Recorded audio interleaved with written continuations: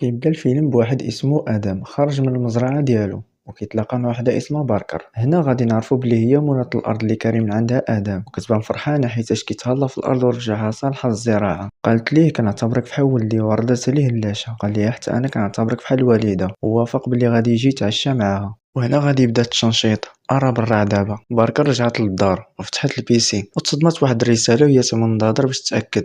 انا غادي يبان بلي وقع ليها شي مشكل وخاصها تصوني على شركه ديال الحمايه، وهي اتصل بشركه محاربه الفيروسات اللي مشاركه معاهم. وجاوبها واحد خونا اسمه جراند، وبدات باركر كتشرح لجراند داكشي اللي شافتو في البيسي وهي مصدومه كيفاش تصاب البيسي ديالها بالفيروس وهي مشتركه مع شركه محاربه الفيروسات. اعتذر ليها جراند وقال ليها بلي عندهم شويه ديال المشاكل في النظام، وقال ليها اللي غادي نقول لك عملوا باش ما يتمسحوش لك البيانات ديالك ويتحل المشكل اللي قال ليها كتعملوا. من بعد جراند قال ليها بلي غادي نسرد لك 500 دولار كتعوض على المشكل اللي وقع ليك. قال ليها اعطيني رقم الحساب ديالك فاش نسرد لك الفلوس.